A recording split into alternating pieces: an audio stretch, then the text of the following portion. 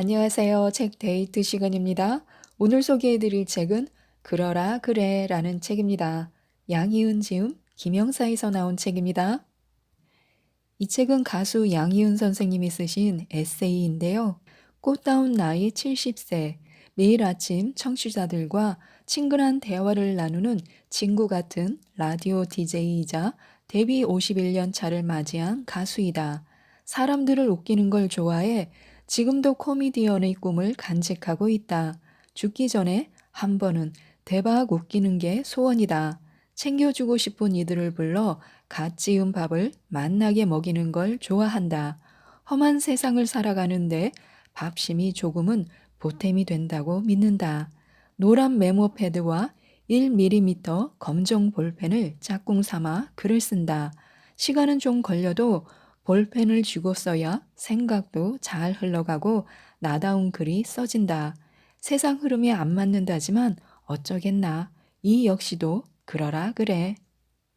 어떻게 인생이 쉽기만 하겠냐면서 그저 좋아하는 걸 하고 좋아하는 사람을 두고 나답게 살면 그만이지라고 쓰셨는데요. 몇 편 들려드리도록 하겠습니다. 흔들리는 나이는 지났는데 라는 글인데요. 나이 드는 것의 가장 큰 매력은 웬만한 일에도 흔들리지 않는다는 것이다. 어린 날에는 조그만 일에도 심장이 철렁 내려앉았다. 어떻게 살아야 옳은지, 잘 사는 건 무엇인지 도무지 모르겠기에 모든 순간마다 흔들렸다. 내 삶을 지켜보며 그때그때 점수를 매겨주는 선생님이 한 분 계셨으면 싶었다. 잘했네. 이건 틀렸다 하며 동그라미나 별표를 그려주는 분이 있다면 나날이 얼마나 쉬워졌을까. 그런데 누가 그렇게 해주던가. 사회생활은 이렇게 하는 거라며 가르쳐 주는 사람이 아무도 없었다. 내 경우 조직에 속하지 않은 직업이라 더더욱 그랬다. 교복을 벗고 사회인으로 첫 발을 내디디니 세상은 영 딴판이었다. 어떻게든 돈을 벌어야 한다는 비장한 마음으로 무대에 서기 시작했으나 공연장의 지배인이나 웨이터 아저씨를 어떻게 대해야 하는지 알 수 없었다. 그래서 늘 굳은 표정이었다. 무대에 서 있는 나를 향해 누군가가 욕을 하거나 위협을 해도 보호해 줄 사람이 아무도 없다는 사실이 너무나 무서웠다. 잔뜩 긴장하여 방어 기제로 똘똘 뭉쳐 있는 나를 보고 누군가는 잘난 척한다며 비아냥거리기도 했다. 늘 긴장된 상태인데다 희망도 보이지 않았던 나의 20대. 서른이 되고 싶었다. 서른이면 두 발을 땅에 딱 딛고 버틸 수 있을 것 같았다. 그런데 막상 서른이 되어도 달라진 건 없었다. 흔들림은 여전했다. 하지만 10대나 20대와는 다르게 나이에 대해 조금은 알 것 같은 기분, 세월만큼 버티고선 느낌이랄까? 40대가 되니 두렵고 떨리게 했던 것들에 대한 겁이 조금 없어졌다. 더 이상 누가 나를 욕하거나 위협할 때 파르르 떠는 새 가슴이 아니었다. 왜, 뭐 하며 두 눈을 똑바로 뜨고 할 말은 할 수 있게 되었다. 아무 말 안 하고 있으면 더 밟아대는구나. 한 번이라도 큰 소리 쳐야 건드리지 않는구나. 혹독한 지난 시간 덕택에 깨달을 수 있었던 것이다. 50대가 되니 나와 다른 시선이나 기준에 대해서도 그래, 그럴 수 있어. 그러라 그래 하고 넘길 수 있는 여유가 생겼다. 내 마음에 들지 않았다고 옳다거나 틀리다고 말할 수 없다는 걸 알았다. 누가 별난 짓을 해도 그럴 수 있겠다고 생각했다. 같은 노래에도 관객의 평이 모두 다르듯 정답이랄 게 없었다. 그러니 남 신경 쓰지 않고 내 마음이 흘러가는 대로 살기로 했다. 60세를 넘기니 흔들릴 일이 드물어졌다. 그토록 원했던 안정감인데 이런 감정이 좋으면서도 한편 답답한 것이 사실이다. 설렘과 울렁거림이 없이 침잠되는 느낌이 들어서다. 몸이 움직이는 속도가 마음의 속도를 따라주지 못하니 예전 같으면 후다닥 해치울 일들이 한 뼘씩 느려졌다. 어느덧 70, 나이 먹는 게 좋다. 너희도 나이 들어봐. 젊음과 안 바꾼다 했었는데 무심코 젊은 날이 내 사진을 하염없이 보고 있다. 대체 무엇하며 이 좋은 날들을 보냈나. 많은 나날이 손가락 사이 모래알처럼 덧없이 빠져나갔구나. 다음은 빈둥거림의 미학이란 글입니다. 시간에 쫓겨 늘 종종 걸음을 치던 날들을 돌아보니 얼마나 이리 뛰고 저리 뛰었는지 훤히 보인다. 일하며 앞만 보고 달렸다. 일상의 리듬이 느긋한 사람을 보면 약간 짜증을 내며 왜 저리도 늘어져 사는 거야? 팔자도 좋다. 뭐 이런 속갯말을 했었다. 요즘 작정하고 빈둥거린다지만 나의 리듬도 한뜸 처져서 도무지 후다닥 뭔가를 해치울 수 없게 됐다. 매사에 한 번 더 확인하고 돌아보고 입으로 몇 번씩 되뇌어야 한다.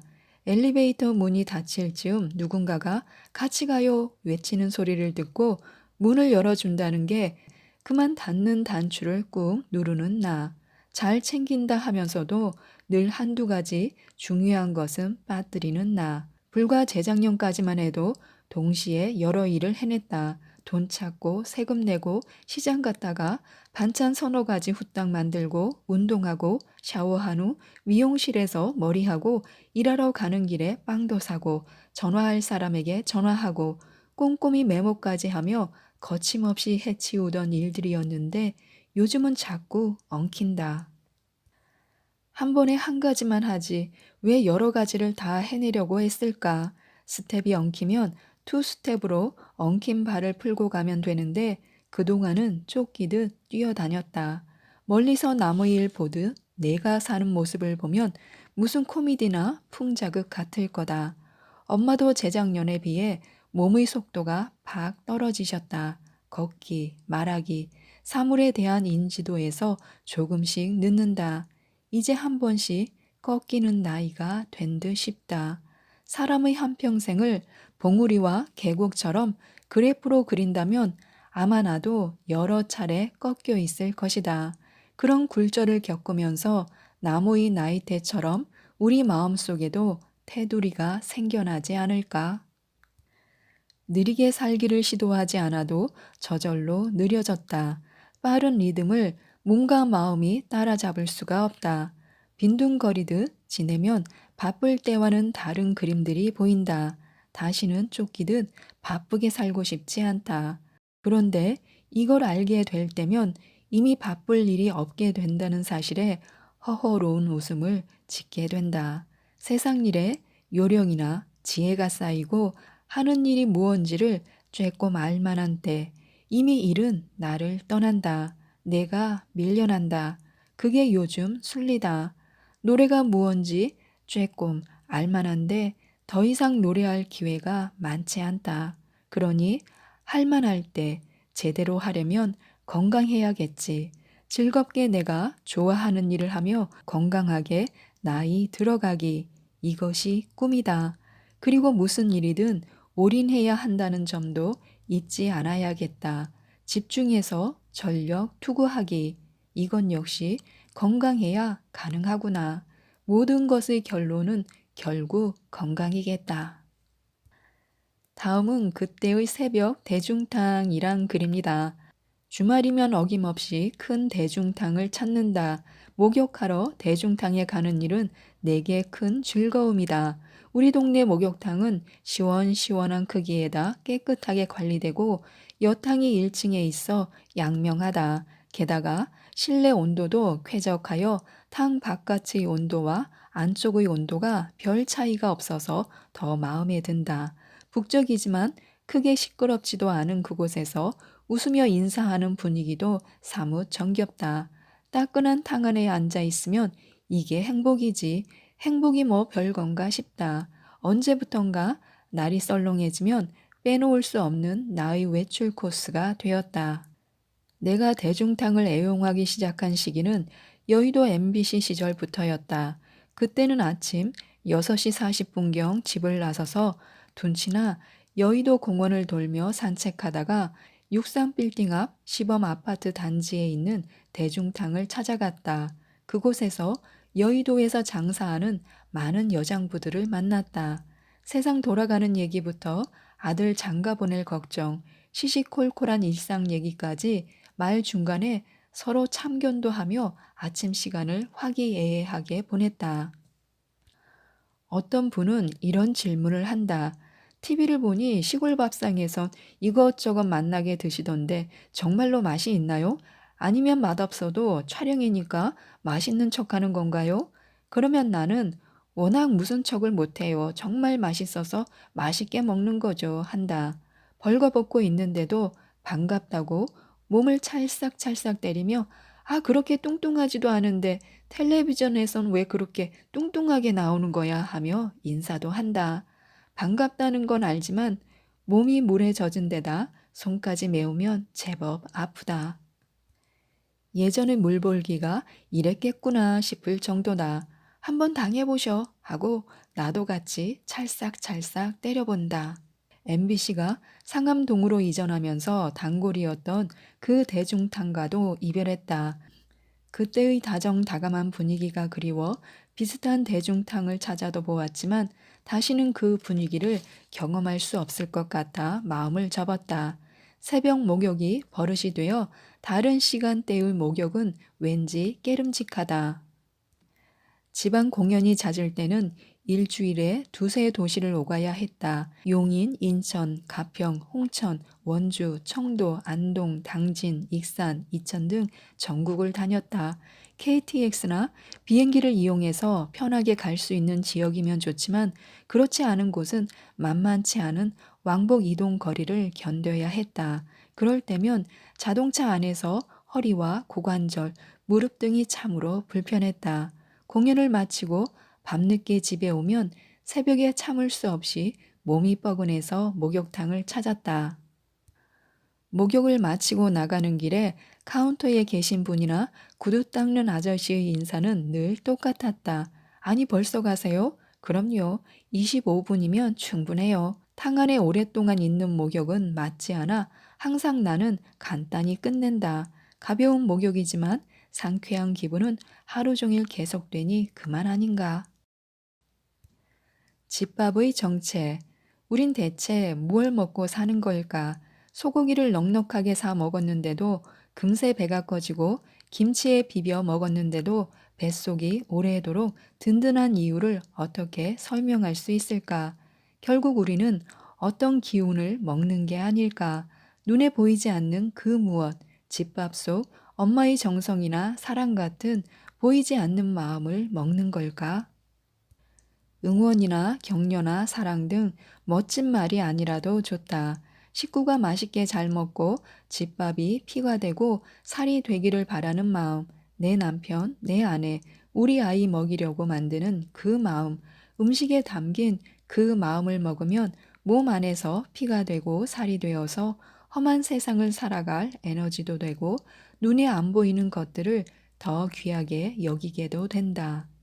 집밥을 못 얻어먹는 후배들을 보면 딱하고 속상하다. 나는 집에서 따뜻한 밥을 잘 챙겨 먹는다.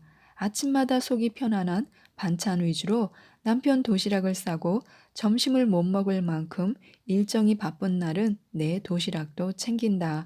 길 모퉁이에 차를 세우고 바깥 풍경을 보며 소풍 나왔다고 생각하며 도시락을 까먹는다. 그 밥이 주는 기운으로 번잡했던 마음과 피로가 싹 사라진다. 집밥의 기운으로 오늘 하루도 잘 살았다. 다음은 일하는 나, 일 바깥의 나라는 글입니다. 멀리 유학 간 조카가 내 동생, 즉 양희경의 뒤를 따라 배우가 되고 싶어 연기학교에 들어갔다. 발군의 실력을 발휘하며 까다롭기로 유명한 교수님들을 자주 울린단다. 창작 연기 과제를 하려면 생각은 우리말로 한 다음 그걸 일일이 번역하고 5분 안에 자기를 표현해내야 한단다.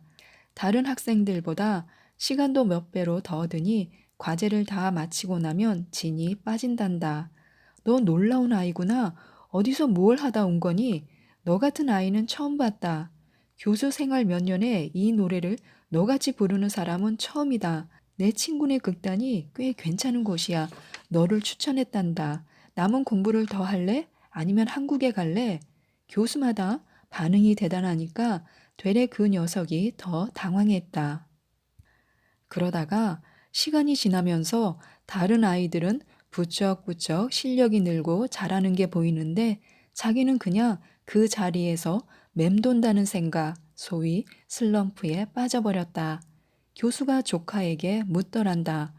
뭔가 부족하다고 느끼니 너 학교 끝나고 집에 가서 뭐하니? 잘 때까지 대본 보면서 공부해요. 그래? 그럼 대본을 보지 말아봐. 바로 그 얘기다. 자기 생활은 버려두고 대본만 드립답하고 있어봤자 생활이 없는 배우는 진짜 배우가 아니란 말이다. 생활이 없는 방송인 역시 껍데기다. 빙산의 밑동이 든든해야 그 일각이 드러나는 법. 일상생활의 밑바탕, 살아있는 이야기, 삶의 고비들이 밑에서 든든하게 받쳐주어야만 방송에서 하는 말도 살아난다. 일상이 정지된 화면에서 맴돌면 우리 직업군의 사람들은 뭔가 맛이 없는 밍밍한 말을 앵무새처럼 되풀이할 수밖에 없다. 사생활에서 나는 철저히 주부로 산다. 라디오 방송, TV 출연, 공연 등등 일이 물론 중요하지만 퇴근 후의 사생활도 소중하다. 내가 무대에서든 방송에서든 살아있는 얘기를 할 수 있는 것도 일하는 양희은 외에 주부로서의 일상이 탄탄하게 받쳐주고 있기 때문이다. 결혼하고 변함없이 늘 같은 일상, 즉 장을 봐서 재료를 다듬고 준비해 맛있는 음식을 만들 때, 그리고 남편이 그 음식을 맛있게 먹어줄 때만큼 행복한 일도 없다. 장을 본 후 몇 가지 반찬을 만들고 남편과 식탁에 앉으면 그렇게나 마음이 편안하고 그제야 사람답게 사는 것 같다. 내 부엌에서 나만의 방식으로 밥을 해먹는 일, 제철 채소를 사다가 나물을 무치고 맑은 국을 끓이고 제철 생선 두어 마리를 맛나게 굽는 일, 그게 무슨 대수냐고 웃을지는 몰라도 내게는 중요하다. 일 바깥의 일상을 소중히 하는 것, 그것이 내 일의 비결이다. 지금까지 이 책에 대해서 말씀드렸는데요. 글 한 편 한 편 읽을 때마다 마음이 따뜻해지고 잔잔한 감동과 또 때로는 울컥하는 그런 마음이 들기도 했습니다. 이 모든 감정들이 소중하게 다가오는 그런 책이었는데요. 이 책을 꼭 읽어보시고 여러분들도 따뜻한 위로와 행복한 기분을 맛보셨으면 좋겠습니다. 이상 책데이트였습니다. 감사합니다.